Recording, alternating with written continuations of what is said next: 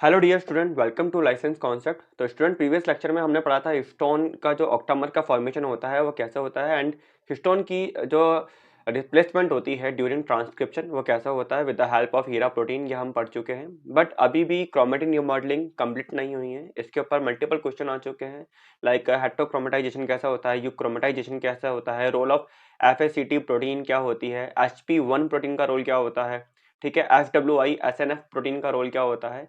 ये आज हम इस लेक्चर के अंदर कंप्लीट करेंगे, ठीक है। लाइक हम हेट्रोक्रोमेटाइजेशन, यूक्रोमेटाइजेशन पढ़ेंगे। उसके बाद एक लास्ट टॉपिक रहेगा आपका stone assembly and disassembly during application, वो एक मेजर टॉपिक रहेगा। इसके अलावा हम सारे टॉपिक आज अपन कंप्लीट करके रहेंगे। तो देखते हैं हमारा टॉपिक क्या है। टॉपिक है हमारा वेरी फर्स्ट यूक्रोमेटाइजेशन। यूक्रोमेटाइजेशन। तो यूक्रोमेटाइजेशन का मतलब क्या होता है, मतलब कि आपको ऑलरेडी बता चुका हूँ व्हाट इज यूक्रोमेटाइजेशन।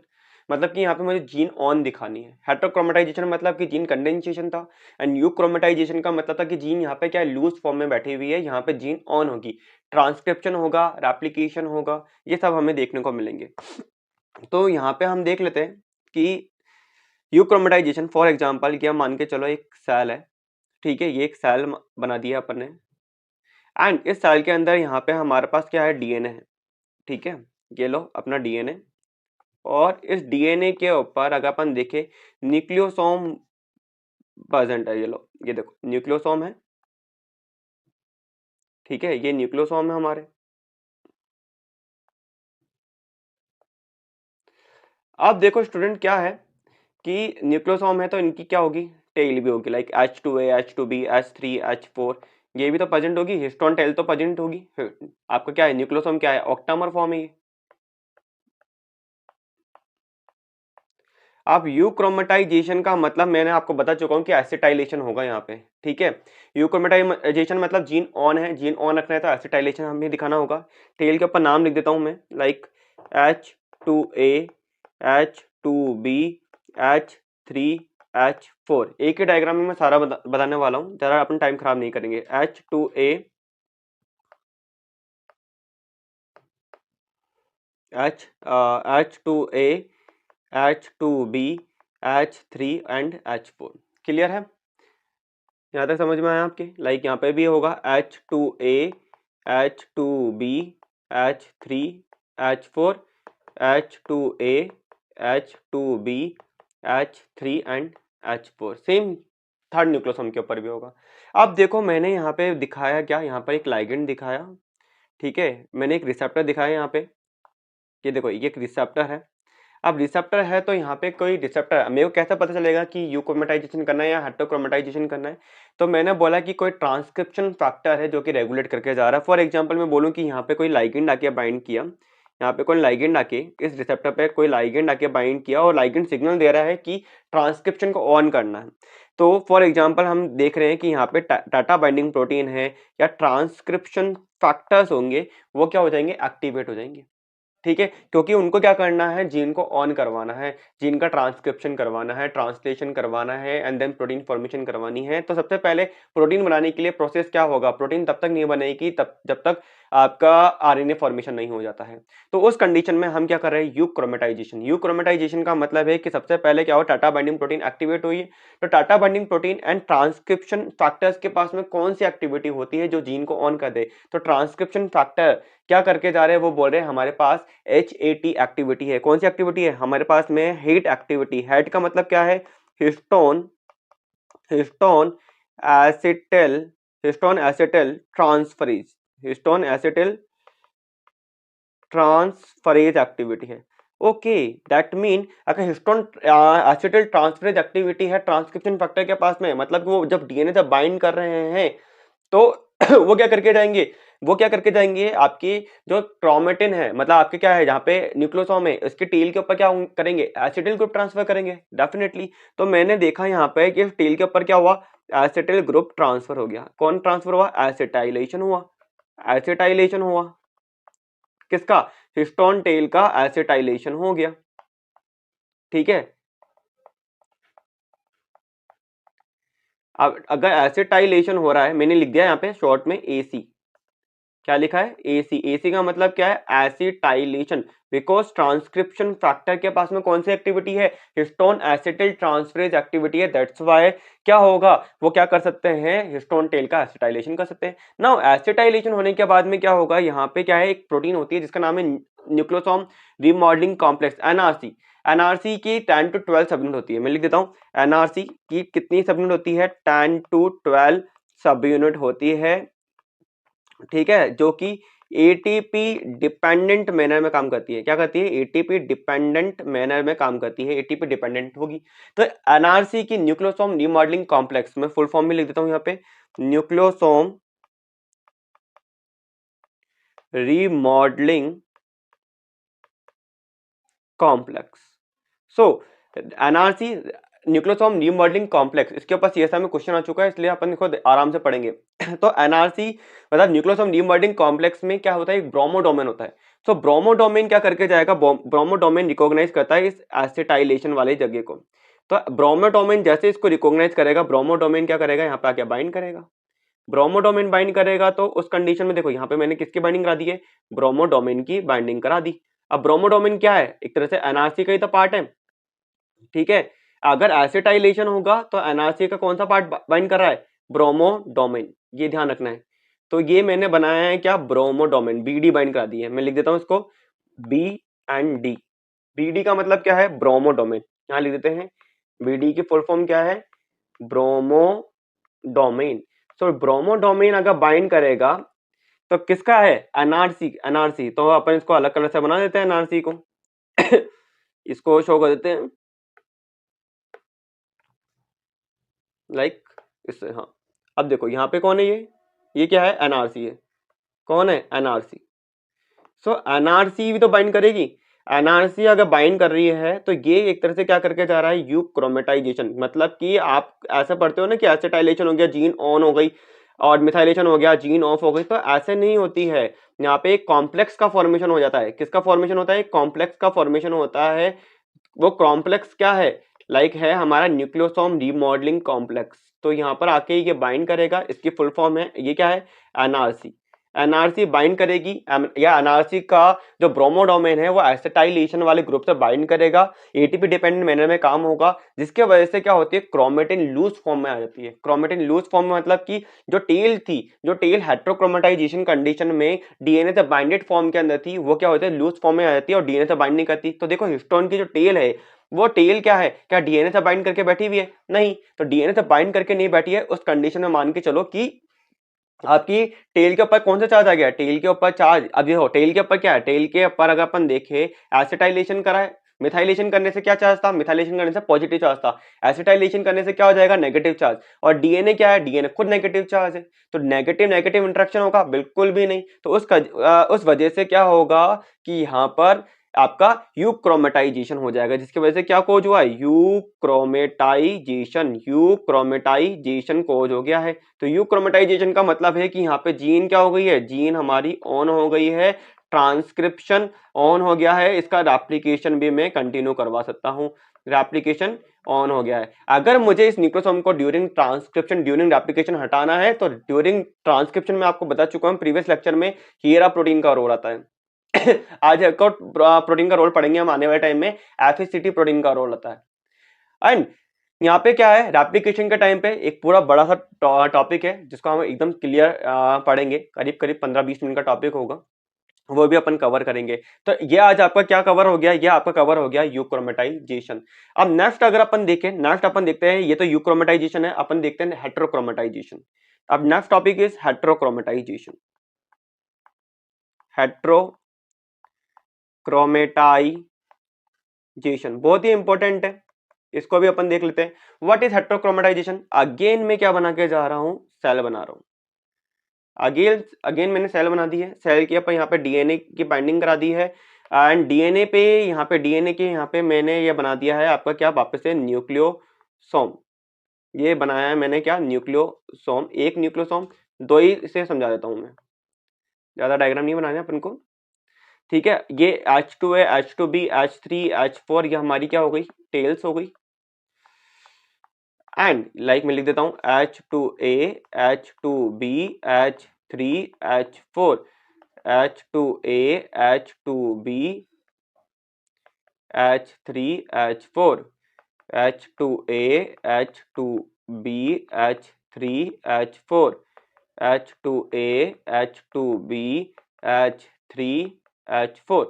अब देखो बच्चों क्या होता है, अब हेट्रोक्रोमेटाइजेशन करना है। तो हेट्रोक्रोमेटाइजेशन अगेन मैं यहाँ पे कोई रिसेप्टर दिखा रहा हूँ, ये देखो ये रिसेप्टर है, इस पे अगेन कोई लाइगेंड बाइंड करेगा।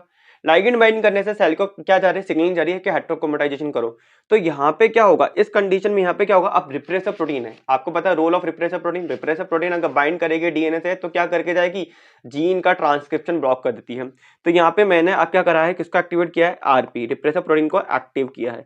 तो अब रिप्रेसर प्रोटीन जब बाइंड करती है डीएनए से तो डीएनए आप देखते हो कि जीन ऑफ क्यों होती है। अब देखो इसके पास में कौन सी एक्टिविटी है, HMT एक्टिविटी है। HMT का मतलब है histone methyl transferase, histone methyl transferase activity है। तो ये क्या करके जाएगा आपकी हिस्टोन टेल के ऊपर मिथाइल ग्रुप ट्रांसफर करेगा। मैंने यहाँ पे आप लिख दिया है ME, क्या लिखा है ME, मिथाइल ग्रुप ट्रांसफर कर दिया है इसने। अब मिथाइल ग्रुप ट्रांसफर करने से टेल के ऊपर कौन सा चार्ज आ जाएगा, टेल के ऊपर चार्ज जाएगा पॉजिटिव। पहले तो हमने बस नॉर्मल पढ़ा था, अब अपन पूरा का पूरा मैकेनिज्म पढ़ रहे हैं बच्चों, पूरा का पूरा मैकेनिज्म पढ़ रहे हैं कि कैसे क्या होता है। अब देखो यहाँ पे क्या होगा, पॉजिटिव चार्ज आ गया। अब अगेन एनआरसी आएगी। देखो वेरीफाइड डायग्राम आपको नॉर्मल दिखाना है, देन आपको क्या दिखाना है, मिथाइलेशन वाला डायग्राम बनाना है। मैं एक ही डायग्राम में सारा बना रहा हूँ, कंफ्यूज नहीं होना है। फिर नेक्स्ट आप देखो, नेक्स्ट आपको क्या देखने को मिलेगा, एमी आएगा, मिथाइलेशन हुआ। मिथाइलेशन आने के बाद में आपको क्या देखने को मिलेगा, इससे आप कौन बाइंड कर रहा है, मिथाइल ग्रुप से यहाँ पे बाइंड करेगा क्रोमोडोमेन। कौन बाइंड कर रहा है, एनआरसी का क्रोमोडोमेन, सीडी बाइंड करेगा। कौन बाइंड करेगा, सीडी क्रोमोडोमेन बाइंड करेगा बच्चों, ठीक है।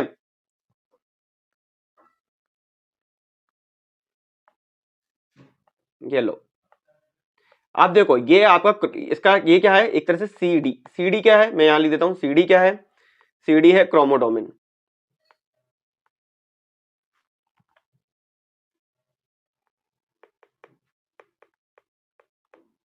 क्रोमोडोमेन,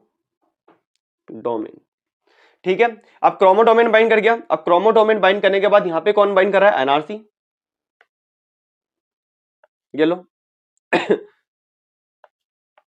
ये देखो ये कौन है, ये कौन है, ये हमारी एनआरसी। ये कौन आ गया, एनआरसी। अब एनआरसी अगर मिथाइलेशन हो रखा है, मिथाइलेशन हो रखा है तो कौन बाइंड करेगा, मिथाइलेशन हो रखा है तो एनआरसी का क्रोमोडोमेन आके बाइंड करेगा। और अगर मैं बात करूं, ये भी एटीपी डिपेंडेंट मैनर में काम चल रहा है, एटीपी डिपेंडेंट मैनर के अंदर ही काम होगा, एटीपी डिपेंडेंट है। ये कौन हो गई हमारी एनआरसी, न्यूक्लियोसोम रीमॉडलिंग कॉम्प्लेक्स, ठीक है। एटीपी डिपेंडेंट मैनर में काम होगा, एटीपी डिपेंडेंट मैनर में काम होगा। तो यहाँ पे आप एनआरसी आके बाइंड करेगी, एनआरसी का क्रोमोडोमेन सीडी डोमेन बाइंड करता है किससे, मिथाइल ग्रुप से। अब जिसकी वजह से क्या होता है कि टेल के ऊपर पॉजिटिव चार्ज आया ना, ये टेल क्या करके जाएगी, टेल बोल रही है कि भैया हम बाइंड करेंगे किससे, हम बाइंड करेंगे इस डीएनए से। तो ये बाइंड करा दो, ये देखो ये टेल क्या कर रही है, इस डीएनए से बाइंड कर जाएगी। तो ये टेल अगर बाइंड कर जाएगी डीएनए से तो देखो आपके क्रोमेटिन का क्या हो गया, कंडेंसेशन हो गया। यहाँ पे हम क्या बोल रहे हैं कि क्रोमेटिन क्या हो गई है, क्रोमेटिन का कंडेंसेशन हो गया है, कंडेंसेशन हो गया है। क्रोमेटिन कंडेंसेशन होने की वजह से क्या होगा, यहाँ पे no transcription no replication, no transcription no replication, क्योंकि क्रोमेटिन कंडेंसेशन का मतलब है कि यहाँ पे जीन क्या हो गई है, जीन ऑफ हो गई है। ऊपर देखो, ऊपर क्या था, जीन ऑन थी, बिकॉज क्रोमेटिन यहाँ पे क्या थी, क्रोमेटिन लूज फॉर्म में थी, क्रोमेटिन लूज फॉर्म में थी। लूज फॉर्म का मतलब क्या है कि आपकी हिस्टोन टेल डीएनए से बाइंड फॉर्म में नहीं थी। अगर डीएनए से बाइंड कर जाती तो क्रोमेटिन कंडेंसेशन कर देती। हिस्टोन टेल के ऊपर उस समय क्या चार्ज थे, नेगेटिव चार्ज थे। अभी क्या है, हिस्टोन टेल के ऊपर चार्ज, हिस्टोन टेल के ऊपर चार्ज यहाँ पर क्या है, हिस्टोन टेल के ऊपर चार्ज है, हिस्टोन टेल पर चार्ज आ गए हैं। मिथाइलेशन की वजह से क्या आ गए, पॉजिटिव चार्ज आ गए हैं। किसके वजह से आए हैं, मिथाइलेशन होने की वजह से। मिथाइलेशन, तो मिथाइलेशन किसने किया, एक एंजाइम है हिस्टोन मिथाइल ट्रांसफरेज। ओके, तो अब सीएसआर में इसके ऊपर एक क्वेश्चन आ रहा है। क्वेश्चन क्या पूछा उन्होंने, बोला कि एक प्रोटीन है जिसका नाम है हेट्रोक्रोमेटिन प्रोटीन। मैं लिख देता हूं, बहुत ही इजी क्वेश्चन है। लाइक है HP1, वो शॉर्ट में लिख देते हैं HP1 प्रोटीन है। तो what is HP1 protein? Full form क्या है? फुल फॉर्म है इसका हेट्रोक्रोमेटिन प्रोटीन 1। तो हेट्रोक्रोमेटिन प्रोटीन 1 है। इसके पास में कौन सा डोमेन है? इसके पास में है क्या है? क्रोमोडोमेन। तो ये क्या करके जा सकती है? ये करके जाएगी क्या? हेट्रोक्रोमेटाइजेशन, जिसके वजह से क्या हो सकता है? जीन ऑफ बोल सकता हूं, या मैं जीन साइलेंसिंग ले सकता हूं। जीन की क्या हो सकती है? साइलेंसिंग हो सकती है। तो ये CSI में पूछा जा चुका है ऑलरेडी, ठीक है, और ज्यादा टाइम नहीं हुआ है, ये आया हुआ है CSIR 2020 नवंबर के अंदर, ठीक है। तो आप लिख सकते हो कि HP1 is reported to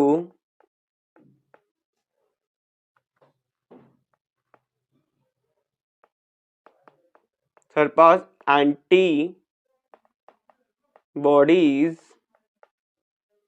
in avidity when binding. ये किसके साथ बाइंडिंग करेगी? Binding H3K9 methylation AMI3,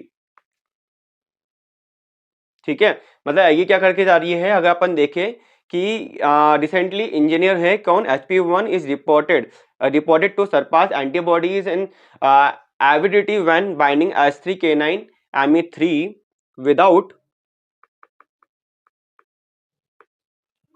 losing specificity।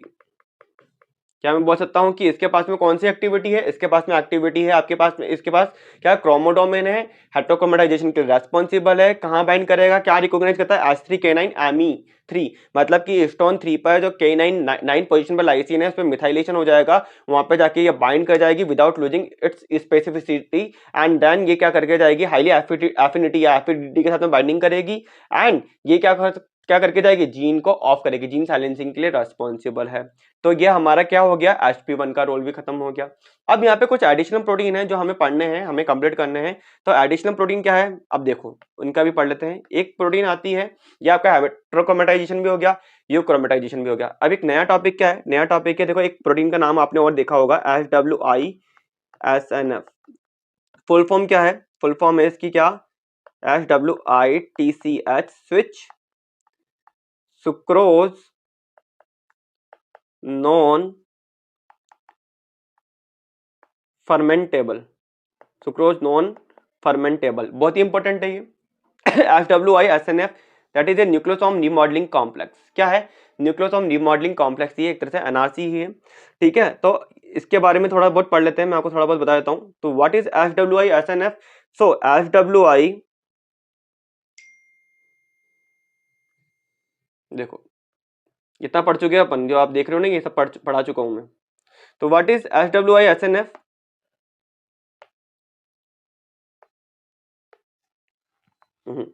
तो SWISNF क्या होता है? इज ए सब family of ATP dependent chromatin remodelling complex. ये क्या है? ATP dependent chromatin remodelling complex है, विच इज फाउंड, कहां देखने को मिलेगी? विच इज फाउंड इन यूकैरियोट्स। कहां देखने को मिलता है? यूकैरियोट्स। इसके ऊपर भी क्वेश्चन आ चुका है, व्हाट इज SWISNF। तो लिख सकते हो कि और कहां इसका रोल आता है, लाइक पूछ लिया जाएगा ऑपेरोन के अंदर, क्रोमेटिन रिमॉडलिंग के अंदर, एप्लीकेशन के अंदर, कहां पर भी। तो आप लिख सकते हो क्रोमेटिन रिमॉडलिंग में इसका इंपॉर्टेंट रोल होता है। सो क्या कर रहे हैं ये? द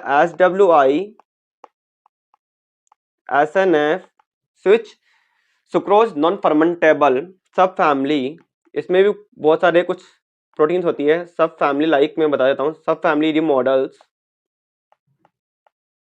रिमॉडलर्स लाइक SWI आ जाएगा, SNF आ जाएगा, एक और है यहाँ पे RSC। ये क्या कर रहे हैं, generally promote gene expression by displacing, या तो डिस्प्लेस कर देंगे या कर सकते हैं क्या, और evicting nucleosome at the promoter region. मतलब कि क्या करके जाएंगे, प्रमोटर रीजन से डिस्प्लेस कर सकते हैं किसको, न्यूक्लियोसोम को, ठीक है। देयर एक्शन, जिस वजह से क्या होगा, their action create a nucleosome depleted region where transcription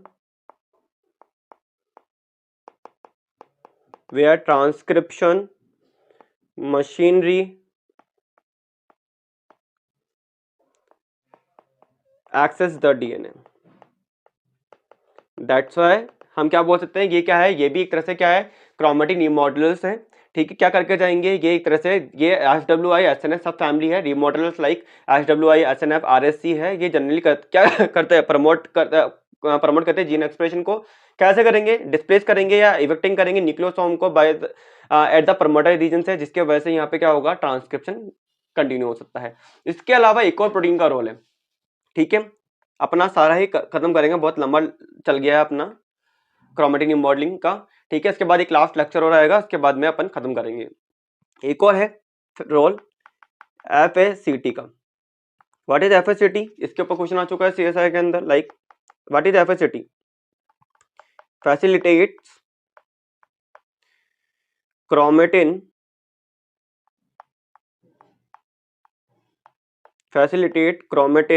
transcription. अब ये देखो, ये भी बहुत इंपॉर्टेंट है, फैसिलिटेट क्रोमेटिन ट्रांसक्रिप्शन। FACT का रोल क्या होता है, देखो मैं बता देता हूँ। ये क्या होता है, जब ड्यूरिंग इलोंगेशन प्रोसेस होती है ना, ट्रांसक्रिप्शन में इलोंगेशन प्रोसेस होती है और न्यूक्लियोसोम आ जाते हैं, तो उसको हटाने में ये रेस्पॉन्सिबल होता है। तो क्या है, देखो रोल ऑफ FACT, या मैं लिख सकता हूँ role of FACT in chromatin remodeling. मैं लिख सकता हूँ, ये हेडिंग ये भी हो सकती है, रोल इन या role of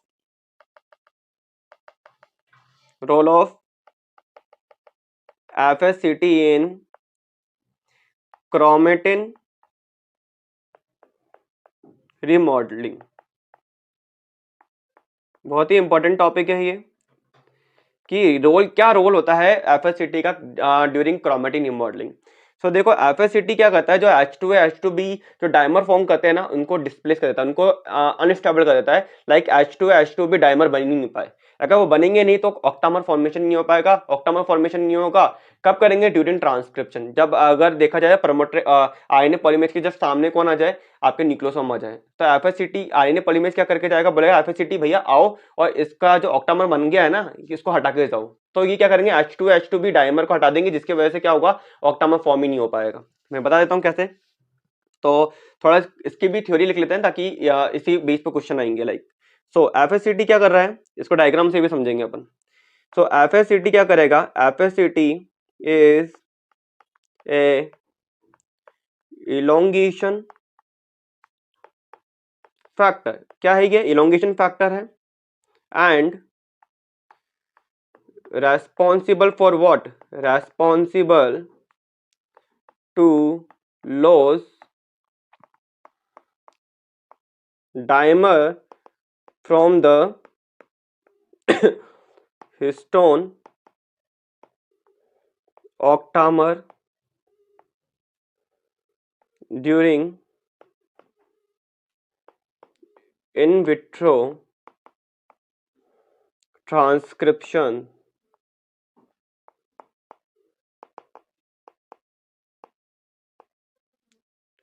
during in vitro transcription and because ये क्या करते हैं, एक तरह से ऑक्टामर की असेंबली भी करते हैं, लाइक बिकॉज इट सपोर्ट, ये क्या करके जाएंगे, ये सपोर्ट करते हैं क्या, formation of nucleosome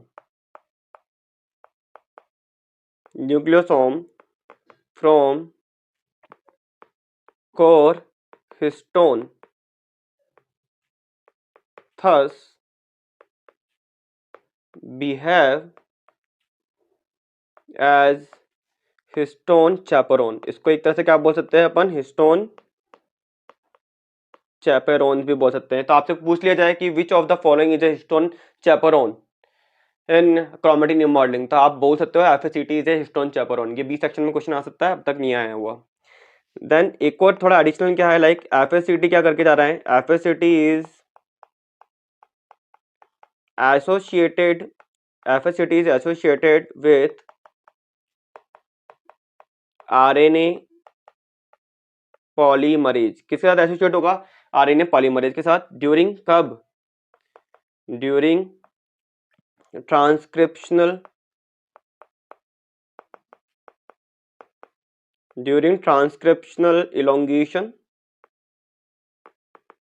elongation and क्या करेगा, helps displace histone octamer during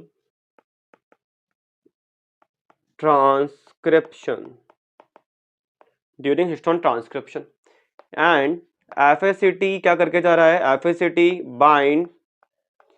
binds to nucleosome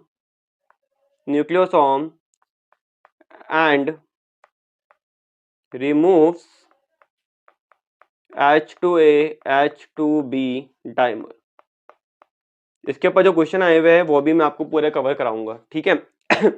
like अगर अपन देखें, अब देखो कैसे काम करेगा, लाइक अगर अपन देखें ये डीएनए है, ये देखो ये डीएनए है आपका,